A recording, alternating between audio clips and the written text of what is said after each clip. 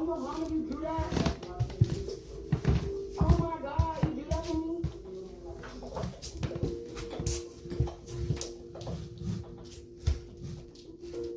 Stinking.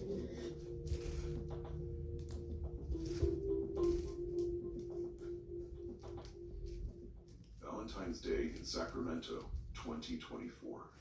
The streets of the Lake Crest Village shopping center hummed with last-minute shoppers searching for flowers, chocolates, and cards.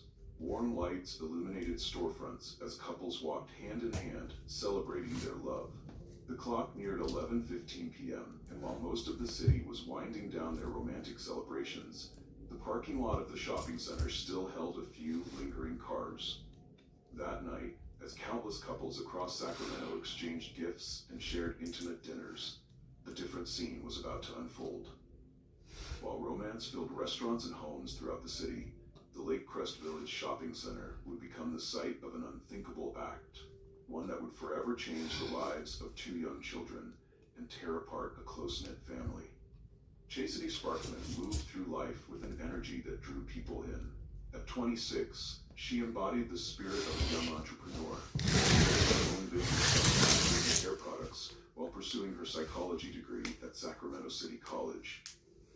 But above all else, she was a mother who lived for her children, 8-year-old Zani and 6-year-old Priscilla.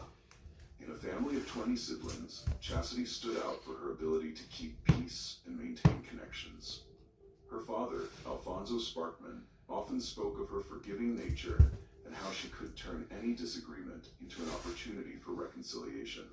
She documented her journey on social media, sharing moments of joy with her children, celebrating her business successes, and expressing hope for their future together.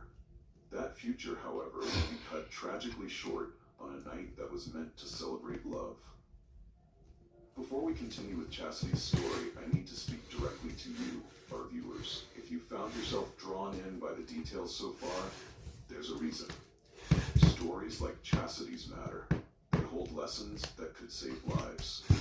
While many watch these videos and move on, I urge you to be different. Subscribe to join our community of viewers who don't just witness these stories, but learn from them and help spread awareness.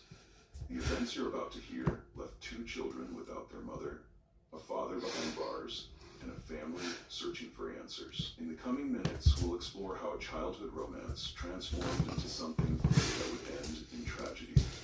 We'll examine the choices made, the signs overlooked, and the devastating consequences to this world. Her social media captured countless moments. Homework sessions turned into giggles, impromptu dance parties in their living room, and quiet moments reading bedtime stories. She approached motherhood with a blend of joy and purpose, determined to raise children who felt secure in their mother's love. Her children knew a mom who showed up at school events, sports games, and parent-teacher conferences. During her studies, she'd often create family study sessions, letting Zani and Priscilla work on their homework alongside her. These moments, though ordinary, built an extraordinary bond. She'd tell friends that being a mother wasn't just about raising children, it was about raising future adults who would remember these moments and carry them forward.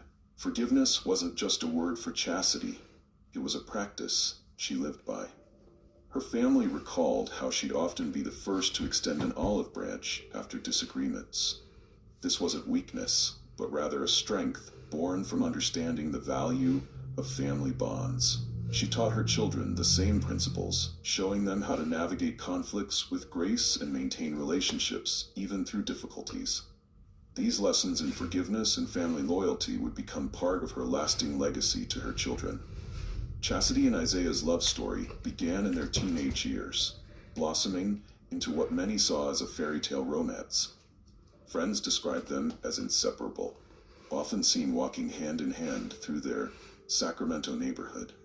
Their social media posts painted a picture of young love, candid photos of them laughing together, Isaiah playing with their children, and captions full of heart emojis and forever promises. Their connection deepened with the birth of their children, and Isaiah initially stepped into fatherhood with enthusiasm. Videos showed him teaching Zani to ride a bike, helping Priscilla with her first steps. The couple shared dreams of building a life together, with Isaiah supporting Chastity's entrepreneurial ventures and her pursuit of education. Those who knew them during these early years remembered a couple who seemed to complement each other perfectly. They'd overcome teenage relationship hurdles together, growing stronger through each challenge. Their wedding felt like a natural progression of their story, a celebration of young love maturing into lasting commitment. Yet beneath this picture-perfect surface, challenges were beginning to emerge. What exactly led to Isaiah's imprisonment remains unclear, a detail that many viewers might wonder about. Despite extensive research, public records don't specify the charges that resulted in his incarceration. This gap in information, while frustrating, doesn't diminish the impact his time behind bars had on their relationship.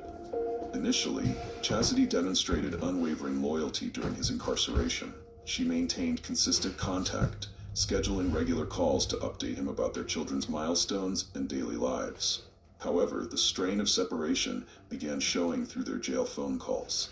Isaiah's voice grew increasingly accusatory, suggesting Chastity had abandoned him. Meanwhile, Chastity expressed frustration over what she perceived as dishonesty and strange behavior from Isaiah. Their phone conversations began revealing deeper issues. While Chastity focused on discussing their children's needs and future plans, Isaiah's concerns shifted increasingly toward controlling her actions outside prison walls. He questioned her daily movements, her social media posts, and her interactions with others.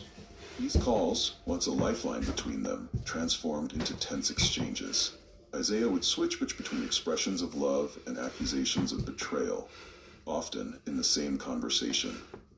I love my Glide Step Skechers slip-ins. I just step in with no bending down or touching. It almost feels like I'm gliding on air when I walk. Drop a beat. Glide Step, Glide Step, Glide Step, Skechers slip-ins. Go hands-free with Glide Step Skechers slip-ins. Are those Dunking $6 meal deals? I can get one, man. You in a band? No, man. I'm just hungry, man. All right, don't tell me, baby. I'll take this. Why are you making it a weird deal? What's that? That's good. Now, see, now people are going to see. Forget it.